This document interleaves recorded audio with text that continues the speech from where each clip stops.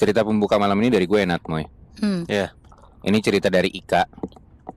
Nama si pengirim ini langsung gue samarin karena dia nggak mau disebutin nama aslinya. Ini tentang salah satu kejadian pesugihan yang kebetulan pelakunya ini adalah sepupunya si Ika. Oh, Dan sepupunya ini kita sebut aja namanya Wahyu dan Ayu ya. Oke. Sepasang suami istri dan mereka ini punya anak perempuan.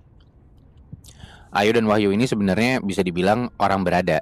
Mereka punya rumah, mobil, ruko, bahkan punya toko kosmetik sendiri. Tapi ternyata di balik kekayaan yang mereka punya ini, ada sesuatu yang menyeramkan di baliknya. Usut punya usut, ternyata mereka ini bisa sesukses sekarang dan punya harta yang cukup banyak itu dari hasil pesugihan, Nat, Moy. Wow.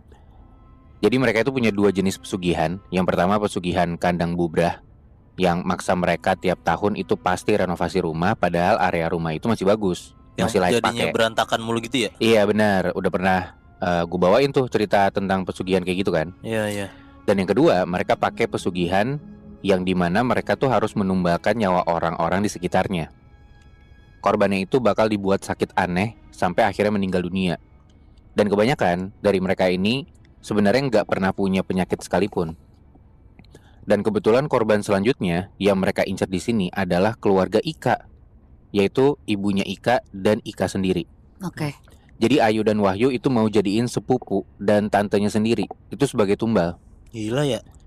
Ini kejadiannya di tahun 2015. Jadi awal-awal kejadian si ibunya Ika ini ngeh kalau keluarganya tuh mau dijadiin korban tumbal pesugihan akibat ada satu insiden di mana rumah dia tuh diteror berkali-kali. Teror pertama, ceritanya si ibunya ini baru pulang kerja di waktu maghrib. Awalnya normal, sampai tiba-tiba aura di depan rumahnya itu jadi dingin gitu aja. Dan pas ibunya masuk ke rumah dan mau nutup pintu, di situ dia ngelihat kalau di depan rumah pojok sebelah kiri itu ada sosok perempuan rambutnya panjang, postur tubuhnya tinggi, tapi nggak normal.